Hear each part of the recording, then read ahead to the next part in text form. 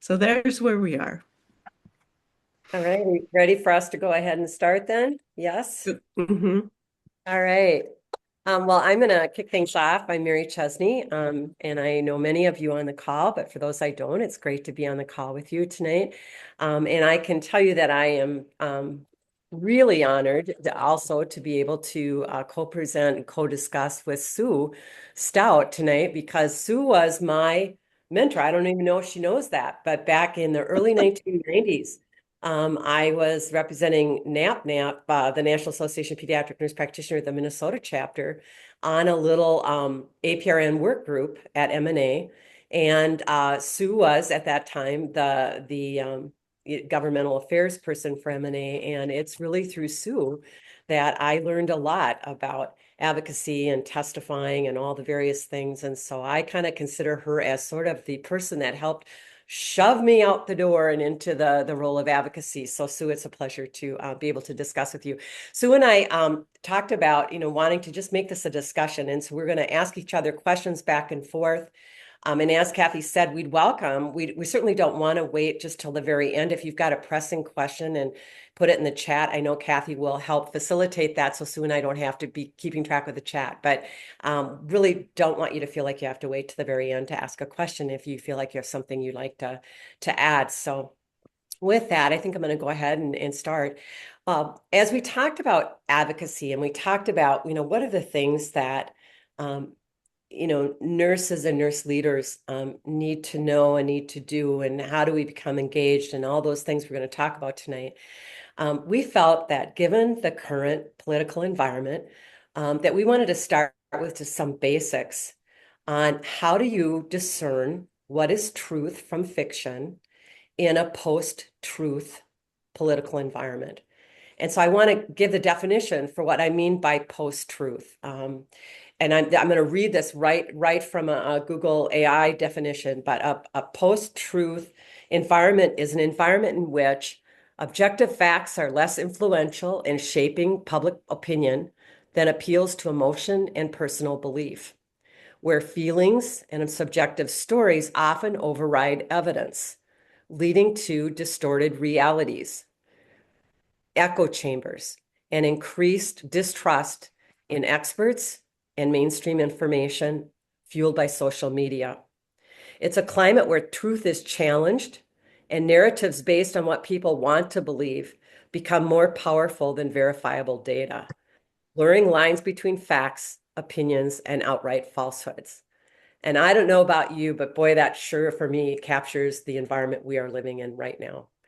And I think as nurses, we have been taught all these years, to base what we do and base how we act on evidence. And so it can be very disconcerting to live in this current political environment where you feel like, we kind of have Earth One and Earth Two kind of thing, depending on political parties or depending on whatever people's views are. So with that, a question that I have for Sue, I'm excited to hear what she has to say on this. But Sue, I'm just wondering if you could share with us, like, what actions or what tools or resources do you find helpful, or would you suggest we use to help us? How do you discern truth from fact, or fact from fiction? Well, thank you, Mary. I too want to express my gratitude in having you here with me today. And Mary has always been one of those leaders in Minnesota that we can all look up to, and all the work that she has done for advanced practice nursing and nursing in general. It's just amazing that you're here tonight again, sharing with us. And I want to thank all of you for inviting us. I It's been a while since I've been involved in a nursing group. I'm retired and I've been actively involved in. I work for a domestic violence shelter, so I've kind of been in that world for a while now, and haven't done nursing presentations. But I will tell you that one of the things I think that always adds to nurses' credibility is the fact that we're truth tellers, and that what we do with our patients and our coworkers is based on science. And the first step in all of this is being a truth teller ourselves. And some of the advice that I would give you for just trying to figure out how to find the truth is, the first thing is consult multiple credible sources. So if somebody says, or you read somewhere that A is true, check around, and not just one source, but check sources against each other. And I have a number of sources that I use. I like for health information, I like Johns Hopkins, I like the Mayo website. For health policy, I like Kaiser Family Foundation, I like the World Health Organization, I like Robert Wood Johnson Foundation, but there's a lot more. And find those credible sources that you trust, who base their decisions or their statements on fact. And here's some things that you can look for. First of all, do they cite their sources? I read this daily thing from Heather Cox Richardson, and I don't know how many of you guys read her. Let's see some hand. Oh yeah, so a lot of you read her. Well, one of the things about Heather Cox Richardson is, and you know this, at the end of every single one of her articles, she cites every single resource so that you can look it up and you can see where she got it, what they said, and get the context. And I think that's a really important thing to look for as you're trying to figure out truth from fiction. Do they cite their sources? Another one is a good credible resource is always going to be really transparent about their own biases. And we all have biases. And I'll just tell you a story here.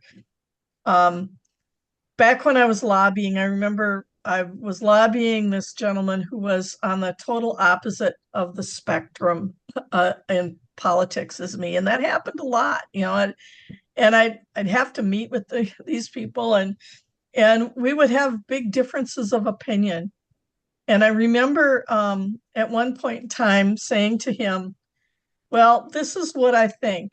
And what I'm telling you right now is just my opinion.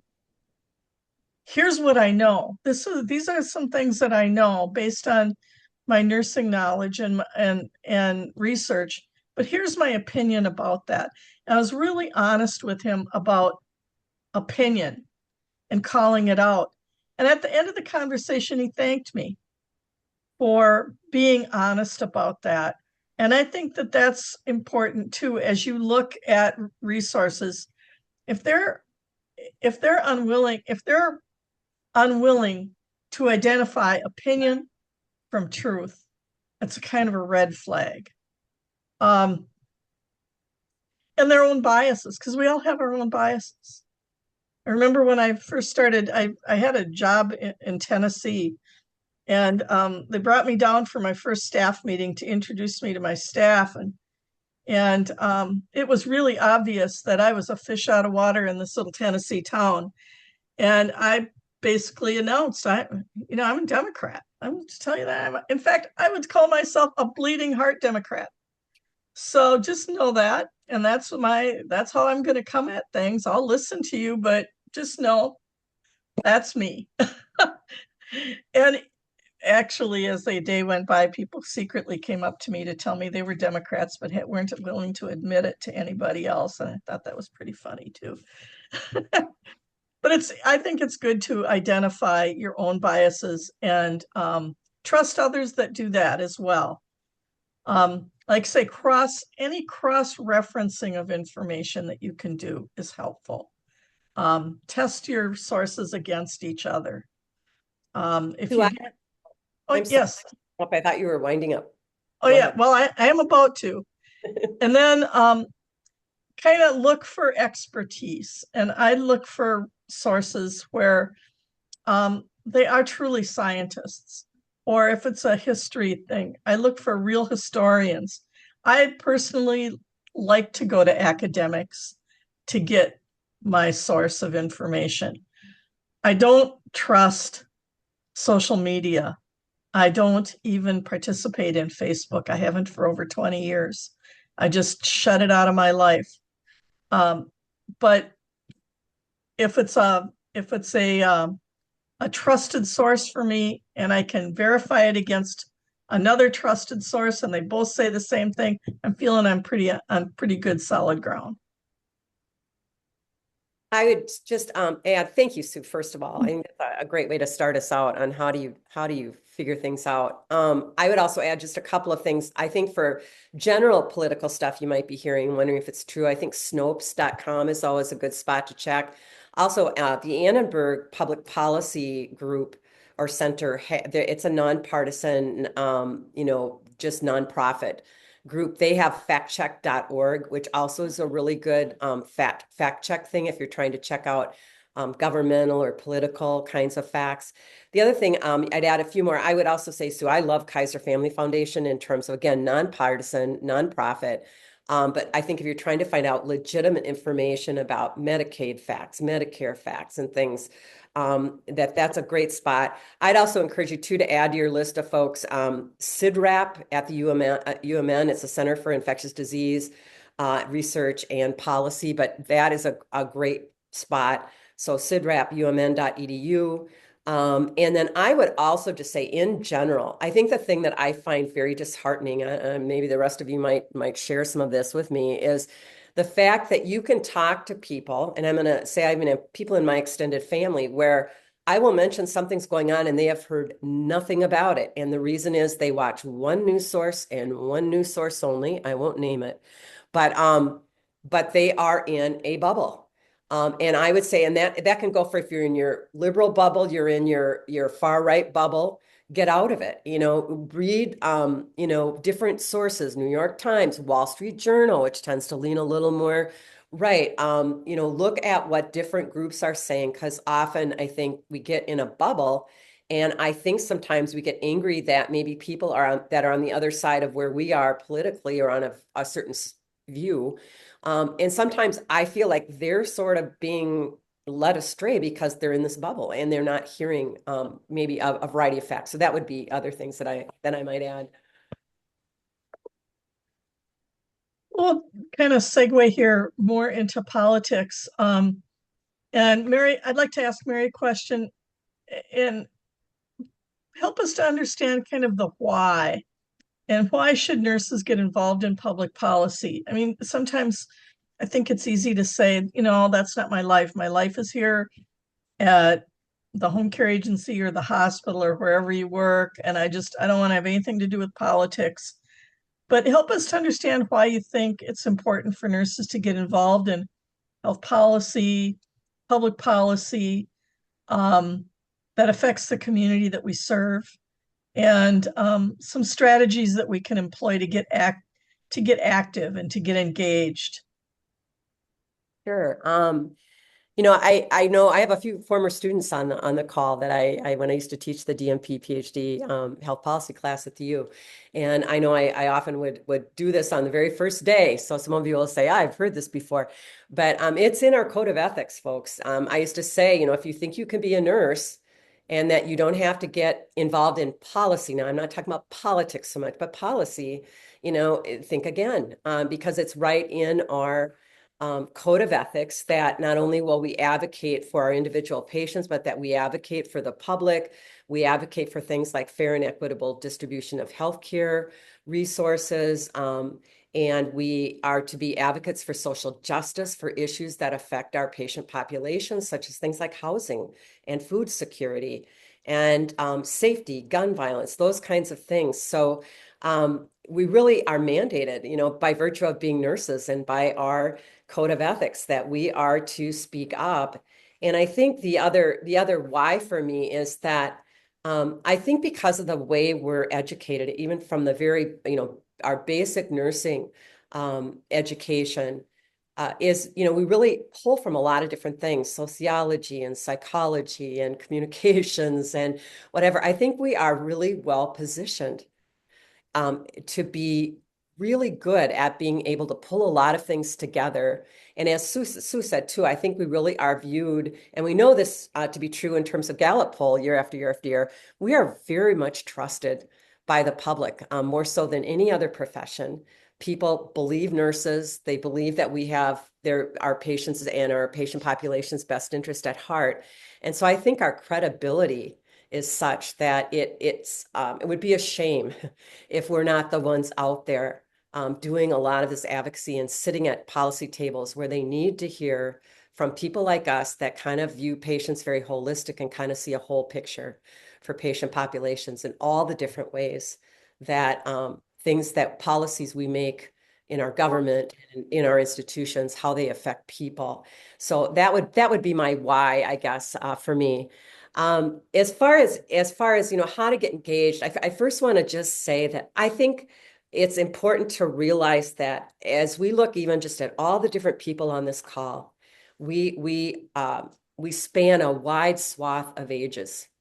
We have, I'd imagine, some people on the call that are very new to their career. They're just trying to get started and established in their career.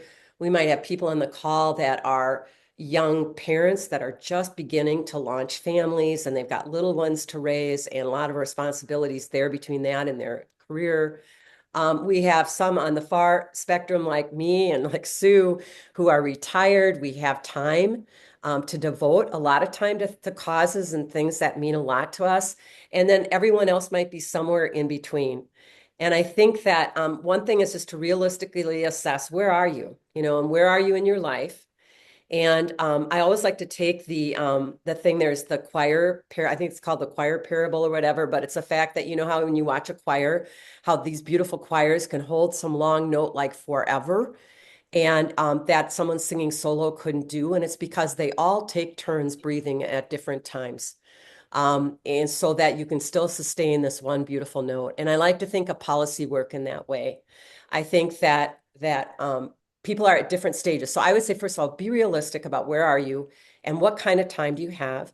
And if you have a lot of time, great, plan how you're going to use that in policy. If you don't have a lot of time, then be very judicious about where can I do my one or two or three little things that matter that still are going to be important to the great overall good of our patients and our patient populations. As far as list of actions or things to do, Sue, I would say the first one, and I know, Sue, you feel very strongly about this as well, is just we need to all vote.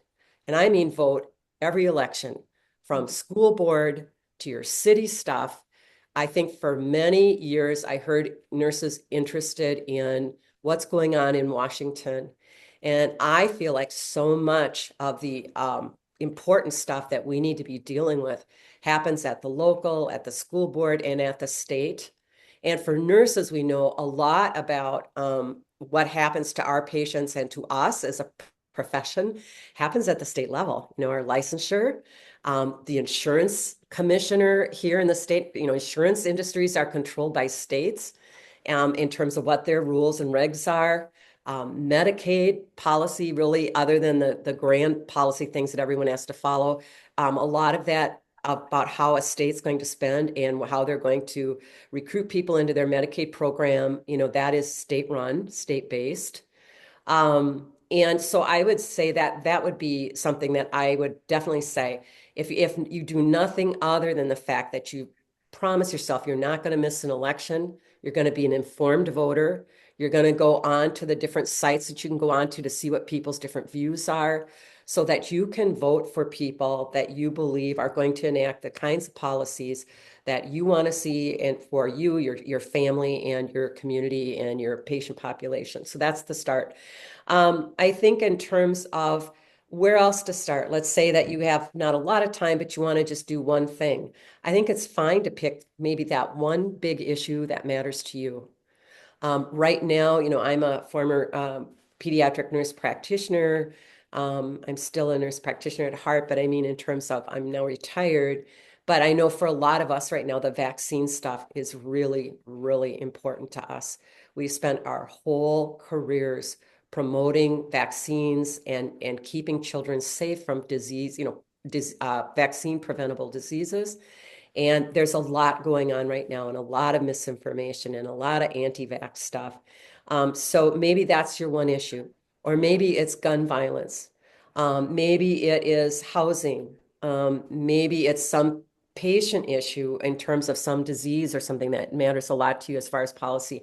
I would say it helps sometimes to just pick that one big issue for you that you feel passionate about so that you're going to be more motivated to get involved and then learn as much as you can about that issue. Be as informed, as evidence-based as you can possibly be, and then connect with others. I think, be in coalition or meeting with others that also are trying to fight that good fight of whatever your issue is. So join groups. If you're a gun violence person, maybe you want to be part of Moms Demand Action. For vaccines, for me, I'm doing stuff with the National Association of Pediatric Nurse Practitioners. But find other people that you can meet with so that your voices can become louder because you're in a group. And you can also pool resources then to make sure that you have people at, important hearings at the Capitol or, get the word out to people when a hearing is going to take place and get people to call or whatever. I would encourage you as far as being interested in getting engaged. Learn a lot about our Minnesota. We have a magnificent Minnesota legislative website. It is really comprehensive. It is very easy to use. But go to that site, just Google Minnesota State Legislature, and go and see. But you can go to a site, for example, that if you just say, who represents me in Minnesota, even on Google, it'll take you to the site on that site that tells you exactly who your state rep is, your state senator, who represents you in Washington, who's the governor of Minnesota, and so it kind of lists that all out for you. So that's a place to start. Know who represents you, have their contact information, maybe make a plan for yourself that at least a few times a year you're going to contact them to weigh in on an issue that's important to you so that they know you're out there. And don't be at all hesitant to share what your background is. If someone's trying to decide something about vaccines at the Capitol, and I can, put in that I'm a, 47-year, veteran of being a pediatric nurse practitioner, and what my background is, and maybe an example of something that's really important about vaccines, and then give them a few quick bullet points of, why I'm concerned about whatever issue about vaccines are dealing with at the Capitol.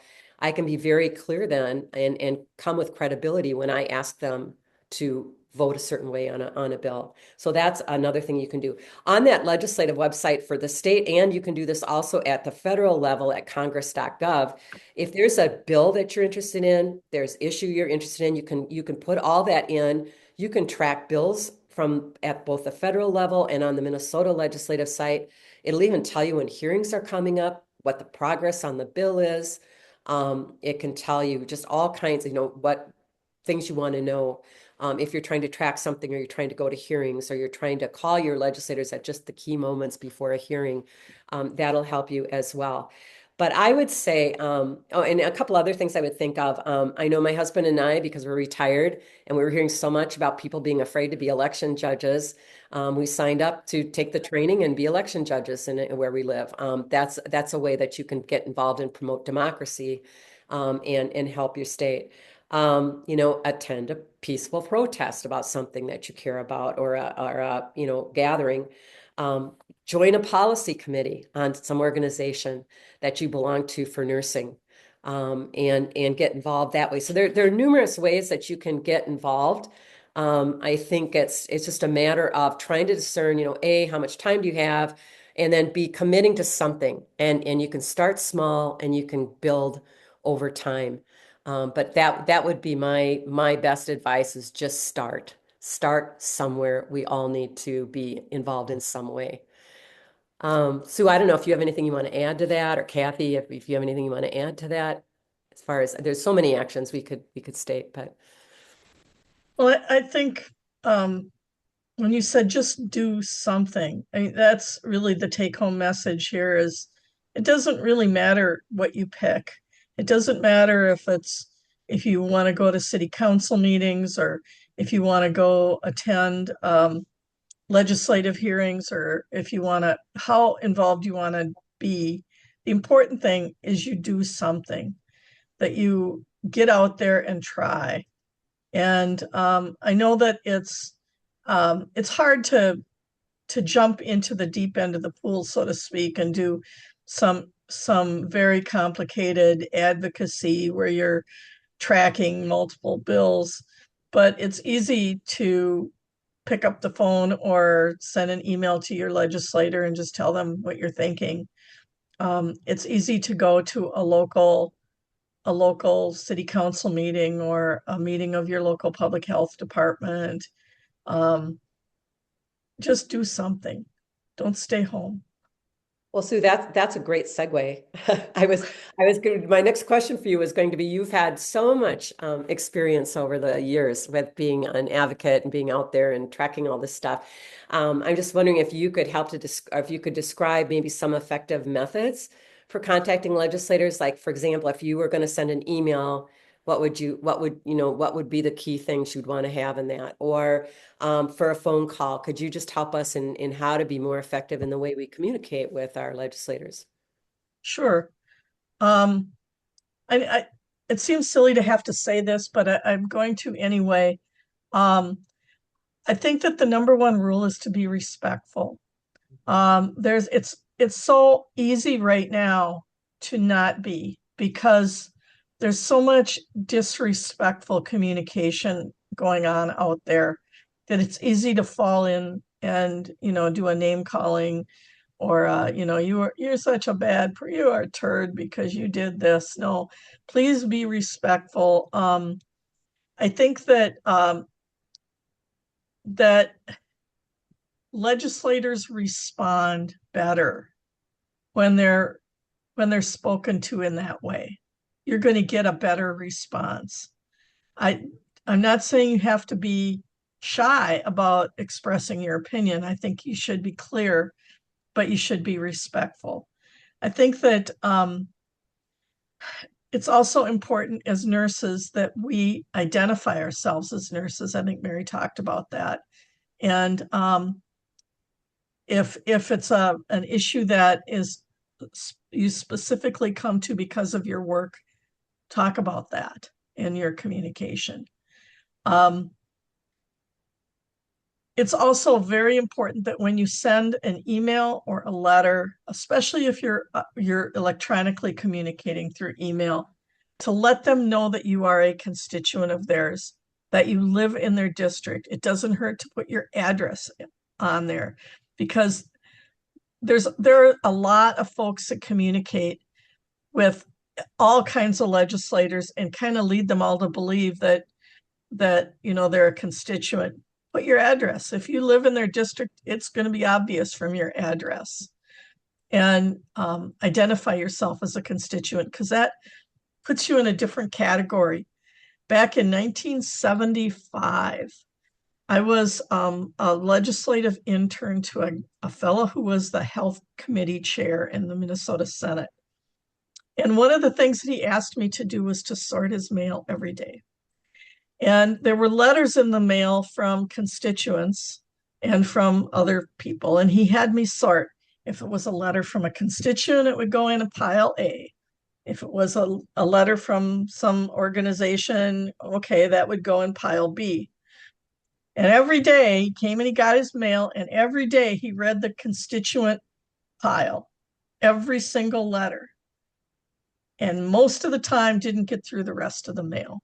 But he always made it through the constituent mail, because they're the people who elected him. They're the people who voted for him or would vote against him in another election. Those are the people that they really respond to.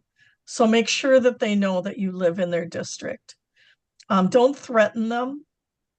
Back in '89, I was doing a healthcare reform bill, and I was speaking to students at Mankato State. And I asked them each to write a letter to their legislator, and I would gather them up and hand deliver them to the Capitol the next day. And so they did. They sat down, they wrote letters, and I gathered them up. And, curiosity, they weren't sealed, and I'm not the post office. So I'm kind of looking through the letters, trying to see what they were writing. And one student wrote something. I'll see if I can remember exactly the words he used. "You asshole. I am going to make sure that if you vote no on this bill, you will never get elected again. I am going to," and I couldn't believe that he threatened this legislature. Now, I don't know what you would do if you got a letter like that, but I'm pretty sure you wouldn't find that to be all that convincing. Not being the post office, I failed to deliver that letter um, because I was embarrassed that a nursing student would call somebody names and threaten them in that way. But that was a kind of a lesson because as I talked about having to write a letter, I obviously failed to tell them to be respectful in their letter and to take into consideration what you would want to see. Cite your background, you know, what kind of work you did, the kind of clients that you see that help you to come to the conclusions or encourage them to do what you're asking them to do. I would recommend, if possible, an email or a written letter rather than trying to do a social media connection. I personally think an email is, they have a method now. There was a time when I told everybody to write letters, handwritten letters. And now I think emails are probably um, as effective as getting through to people as uh, as a handwritten letter. Although, you know, it's up to you what you want to do in that regard. If you're meeting face to face with a legislator, take a minute at the beginning of the meeting to get to know them a little bit. Ask them a little bit about what brought them to the legislature. Get to know them because that's going to help you to have a conversation that's going to be helpful. You'll know where they're coming from. You might be able to connect with them in a way that you wouldn't if you didn't understand a little bit more about them. I always like to start meetings with legislators with a little bit of small talk like that because it really helps you to understand their perspective. I find, and I know you probably aren't going to believe this, but I find that legislators of all political stripes, you will find that the reason that they ran for office was because they wanted to do the right thing for their community. They almost all say that same thing. Now, what that right thing is different from one person to another, but they all want to do the right thing for their community. And that is the thread that you pull on when you meet with them face to face. You want to do the right thing. I'm a nurse. Here's why I'm telling you this is the right thing to do. Never assume they're a bad person. Assume they're a good person and that you're trying to help them to realize the goal that they had when they ran for office, which was to do the right thing in their community. And I think if you pull on that thread, you're going to have better luck than when you pull on the partisan thread or the try to put people into categories. That's just not helpful. So that's my top advice about what to do when meeting with legislators. Also, have some fun with it. These legislators most of them are very social. When they ran for office, they were knocking on doors and getting to know people and being very social. And you know, they're good people, and you just need to enjoy a conversation, have fun. You know, I want to just add to that. I always tell students that legislators are just patients of ours. They need to know what we know. And one of the things that's really nice about the legislative website is you can find out about the legislators before you meet with them and, you know, some of their bio and things. And I had the opportunity once to meet with someone who very politely said, no, I'm not going to do what you're asking me to do. And I was like, oh, okay. I said, so I heard that you were a fire chief and that you've retired. Do you miss your job? And he started telling me about his job and everything about that. And then he started telling me about who he was grooming to be his successor. And he was telling me about his wife. And at the end of it, he said, "Okay, I'll sign on to your bill." Had I not known he was a retired firefighter, we wouldn't have kept the conversation going as long, and he wouldn't have figured out that he could trust me that the bill was going to be okay for him to sign on to. So, like with your patients, you find out about them before you go in and see them, and if you do just a little bit of homework, it can help you craft your message. I agree. The only One, other things I would add too is if you're trying to decide between snail mail and an email, if it's right before a committee hearing or something, just know that there's a lag right now, particularly in DC, because of all of the yeah. back. We were having problems with stuff being sent, anthrax being sent through the mail. It goes through such a vetting process now to even get to the legislators that can be, I've had people in DC tell me it can be a 1 to 2 week delay. So I think if it's something like right before a vote or something that's really coming up to a vote and you've got to make sure you get there, I'd either email or I'd call the office or if you can meet with them, great. Sometimes we can't always get in and do that before a vote. I also would add that it's helpful to know your legislator. I agree, Kathy, you need to look up and know something about them. I would also say know what committees they're on, so that you should get to know about some of the people that are maybe on like a health committee or something that matters to you, or the long-term care committee, or something that you need to know about. So that would be just one other thing that I would add. And then the only other thing I would say is that sometimes it's helpful if you can, if you're trying to do an email, if you send them a 2-page email, it's probably not going to get read. So I think you try to be a really good editor. You try to maybe come up with 2 or 3 key bullet points that you really want to get across about, and maybe and put a citation in if it's some direct evidence or something. But then I would say also be really clear in your ask. I think that's easier to do when you're in person, but I think sometimes we forget to be very, very clear. So maybe at the end of the thing, first you say, I'm here because I want to talk about such and such bill. I really want to encourage you to vote yes on this bill or whatever. But then make sure at the end too, or in your email, you're very clear, I am writing to ask you to vote no or to ask you to vote yes or whatever, but be real direct in a polite and respectful way what it is you're asking of them.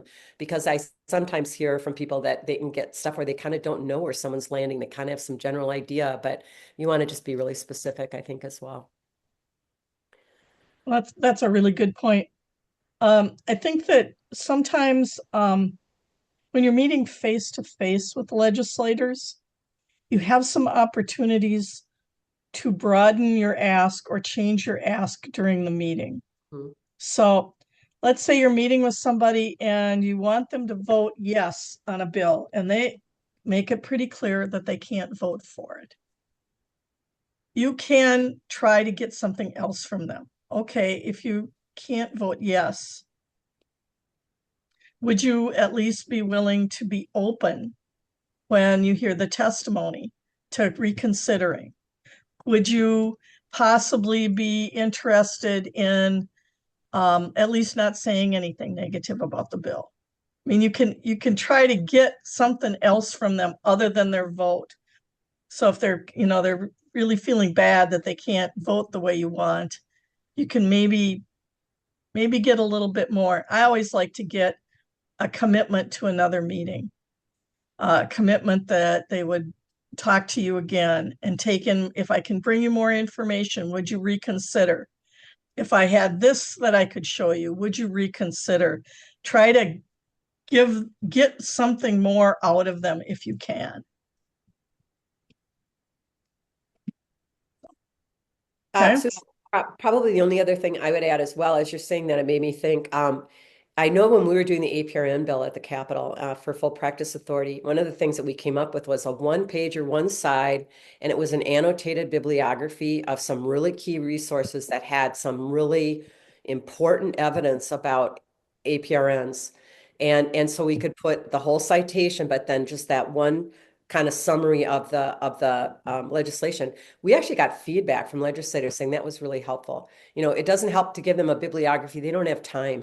They're not going to read Yep. all your articles and stuff, but like an annotated thing that has one or two sentences about something that's really helps them if it's truly someone who doesn't know a lot about. And there were a lot of people that did not understand kind of what our background was and APRNs, and I kind of heard all the stuff from the doctors, but not necessarily know a lot. They found that really helpful. So that's another thing you might do if you go to an in-person meeting. You can hand them that and say, this might be helpful to you. And it's just a real quick thing to look at. So that would be Yep. something else, I think, to add too. Another thing that you can do, it takes a bit of thought, but try to interject into either a face-to-face meeting or into your communications, your written communication, a story. Because legislators and people remember stories more than they remember a whole boatload of facts. True. So if you can think of a story that illustrates your point, maybe something that happened with a patient. I saw a patient just last week, and here's what happened to her. And if the bill would have passed and been law, that would not have happened to her. Something like that, something that they can grab a hold of. And those stories, I know it's unbelievable, but they will make their rounds.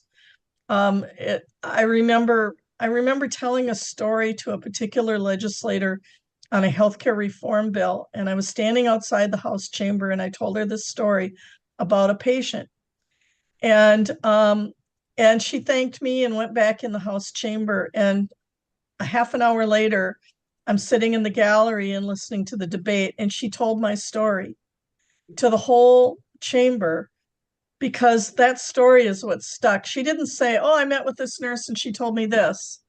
She said the story just as I had related because it was memorable. It was about a real person and a real thing that had happened. And they can hang on to that and they can remember that. And so if you can interject real stories somehow, if they're, short enough that you can interject them into your letter or into your meeting, that's always helpful. Kathy, I don't know. I know we're like 15 minutes out. Do we want to open Yeah. it up discussion? We Yeah, and let me tell you just a couple of things in the chat.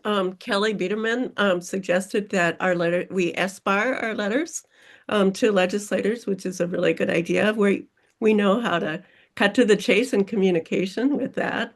Um, Heidi Orsted has a book recommend, Choosing Civility by Forney. And Kristen Jacobson. Kristen, do you want to talk about the school board integrity project? Sure. I found out about this project when I went to a DFL meeting in my district to look at different ways that harmful policies were entering our schools and the type of messaging that politics is getting into with our schools and what can be done any hyper local level. So this project has started in Minnesota. It has gone to many other states. I don't know at this point. It's in at least 16 states that I'm aware of. And the idea is that it outlines a basic set of there's a pledge that candidates can say yes, I agree with these, and it's things like um, you know to truly accept here I don't want to actually we can look it up, but it's been a little bit since I've written about this, so I don't have all the details in my head. But long story short, it's a commitment that the Integrity Project is trying to get school board members to abide by. And it basically says there is real history that has happened in our country. Some of it is race based, about not negating the experiences of entire populations, and that we need to provide holistic education for our children. Um, and so it's not outright because school boards aren't Republican, Democrat. They're more because it's just a school board member, and I say just, but they have an incredible amount of sway when it comes to creating the curriculum for the school. So there's national standards of education as well as state standards of education, and then it's up to the school districts in how to meet those standards. And so each school system takes it a little bit different, but this is a way to kind of harmonize messaging. And with this denotation, if somebody does, candidate does choose to take this pledge, it's a clear signal to community members what the values are of this person, because as a school board member not being associated with a particular political party, there's a lot more gray area or ways to word their opinions that that may or may not give any indication of which way they fall on issues.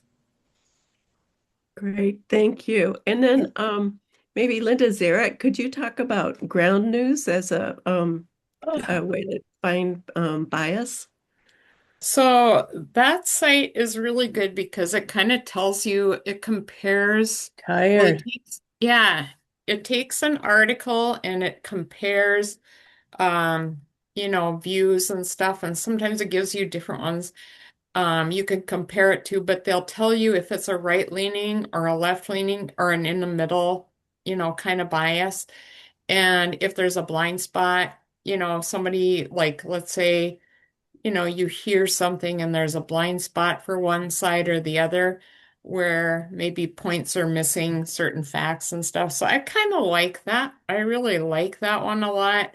I haven't used it to its full potential, but I have gotten a lot out of just looking at where the biases come from, because it seems like a lot of things you get from, different places are kind of well, they'll give you some of the facts, but not all of the facts, just enough to give you what they want you to hear, but not the full picture.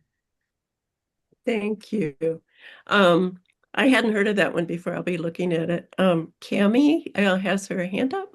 Yeah, so I just had a couple things I might add. And so if you are in a site that can have legislators come visit, having them come see the work you do is really, really important, especially in those off weeks in between when they're taking their breaks, summers, that type of stuff. I'd also, I have found it helpful when I know if it's a budget year or a policy year, because that tells you what your focus is going to be and what time they're going to put into each one of those. And then I think that also asking them kind of who have they been seeing and what's kind of burning for them right now. I usually start with that.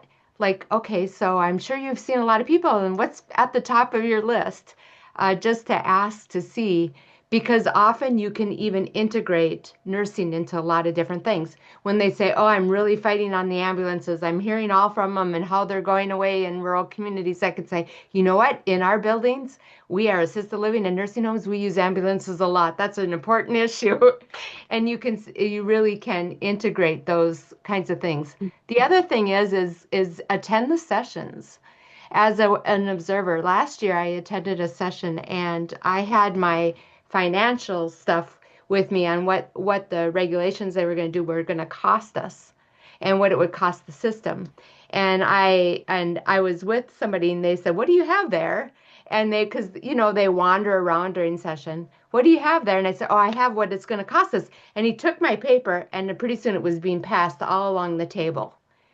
So don't underestimate those one pagers of information, because they will pass that along, and having those in session help. Those Yeah, are I've used great post-it ideas. notes too and just handed them to them after the Yep. session. Yeah.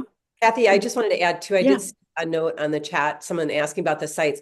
We are going to put together a list of like the websites we talked about in terms of places to go for like accurate information and stuff. And I had not heard of Ground News or the School Board Integrity projects. So I'm happy to add those to the list, but I know we'll work with Kathy, Sue and I and come up with a list, and then eventually it'll be posted so people have access to that. Yeah, and send us if you come up with other Yeah, ones, send them in. yeah. I was wondering, Nick, did you want to talk about being a millennial and nursing informatics? I mean, I was just gonna say, I mean, I wrote most of it out, but because I didn't want to forget. But I mean, I've seen countless times where, these social media algorithms are just they feed you kind of what you like. So the more you like a certain side of an issue, it'll just keep feeding you because that's what those algorithms are based on. So I think going back to when we were talking about getting, like Sue was saying, from getting sources from multiple places is social media definitely makes it challenging. So I think it's kind of benefits us to go out there and search on our own and not get everything from social media because it's just going to feed us what we want. Can I can I just add, I know that our group, Kathy, has often talked about legislative coming together and doing something as a group. And I don't know, and I know you put in the chat that there are several people that do that. What are those opportunities for this group really? As what are those opportunities and how, because I always feel like collective grouping going together does help. Um, so I don't know what anybody's thoughts are on that. I, Well, Are I, you oh, go are you ahead. thinking about like a lobby day kind of thing I or don't know a if it's a lobby day or so I bring my team down I have 14 administrators. I bring my team down for a day afternoon where we make appointments and we go visit for our long-term care issues, right? Um, and that's just this kind of a standard thing that we do. But I wonder about what would be worthy of this because I know looking around at our team that's here and people and when we've talked about this when been out in Washington we've all talked about, oh, we maybe should be doing more, and so I don't know what that looks like. I know that when there's been a bill we support, we've been there writing letters and offering testimony. For a while, the nursing organizations in the state, we'd get together and Mary and Sue and I worked on that a lot to get them together. And then um, it got so polarized because what we wanted to do was like when there's something that we can agree on, let's work together on it, we'll support. But then it got a bit polarized about the time of COVID, and then it's just been hard to get people back together again. So that's one thing. But um, I don't know. I have no idea what's going to happen well, this legislative session. I'm not sure how many of your in your district, how many of your members of Congress have town hall meetings. But town hall meetings are a really easy way to kind of step into that a bit because they're generally very poorly attended, I will tell you that. I've been to dozens of them that members of Congress have put together, and they'll be in some, school gymnasium, and there'll be 8 people there, 15 people. So if you have a group of folks that want to go to a town hall meeting, you can really have an impact easily because they're generally not real busy. Although right now during the kind of hyper political environment we're in, maybe more people will go. But that's just one idea. Yeah, I know Erin Murphy's having one next week. I'm sure she would love to look out in the audience and see a And lot of see nursing nurses. faces. That Um, would make her very and happy. precinct caucuses are coming up on February, what, 2nd? Something like that. I don't have it. Yeah, Yep. I don't have my calendar, but yeah, it'll be the first Tuesday, right? yeah. In February. Everybody should go to their precinct caucus. It's a blast. It's fun and it's kind of non-threatening. I mean, you're just sort of talking about issues and people kind of, talking about people that support different things, and it's kind of fun. It really is fun. And there's real hope that this year there'll be really good turnout just because of, it's one thing going to demonstrations and that's really fun, but going to precinct caucus, those numbers get counted. Mhm.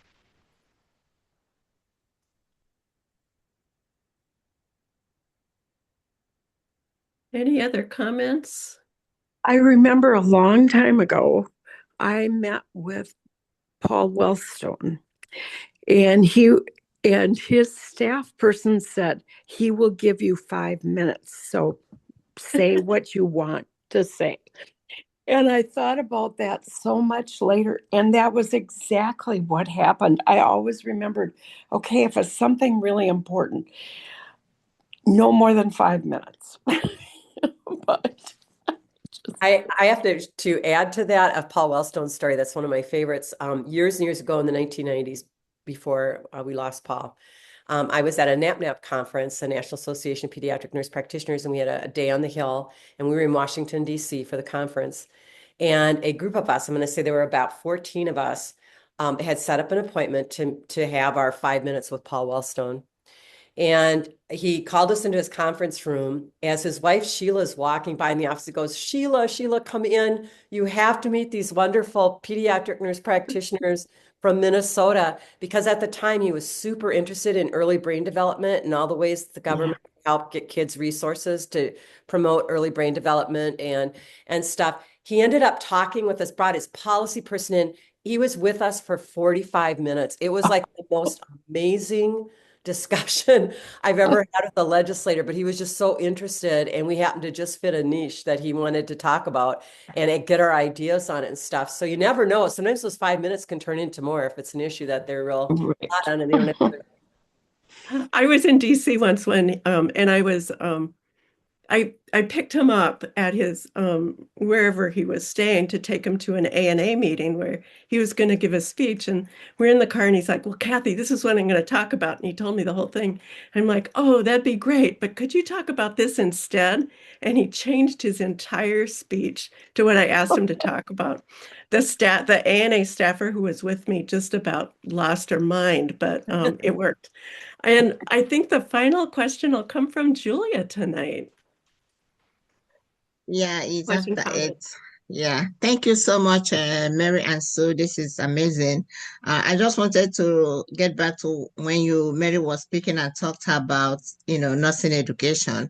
I mean, being in academics, I teach policy in the graduate program. I think, I don't know if I'm wrong, that, nurses are not exposed to policy early on in our careers. During the undergraduate program, I am not sure which curriculum or which course.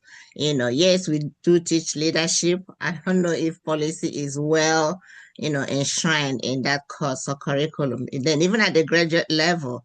So personally, I I started getting much involved from getting, professional organizations way after I started practicing.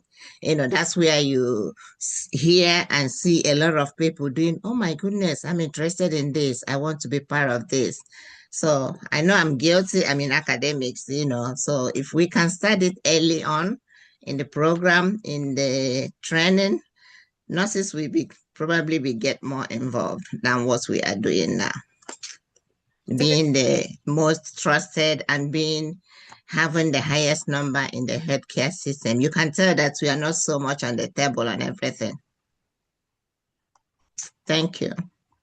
That's a good point. I do think, Julia, it's getting better in terms of undergrad. I know when I was at the university, at least it was a topic in the leadership course to focus a little bit on government. But I will say too, I've always been struck when we teach policy and just try to get basics and what do people know and how really they don't teach civics a whole lot in high school anymore, which I think is a big mistake. And I think that you'd be surprised, how naive I think a lot of people are. So hopefully more programs will start, injecting a little bit of that into the program. But yeah. Thank you. All right. So thank you all so much. Thank you, Mary and Sue, for coming and Pleasure. It was just a joy listening to you. I don't have a date for next month's meeting. It's still up in the air a little bit, but the Secretary of State, Steve Simon, and one of his staff will be coming to talk about election integrity and the importance of getting out the vote. Not just registering to vote, but getting out the vote. So it'll be great to have them. So thank you all for being here tonight, and stay warm and stay safe. Yeah. Better times Thank you. ahead. Thank you. Mhm. Good night. Good Good night, night, everyone. Thank you. Thank you for being a great audience. Thank you all. Thank you.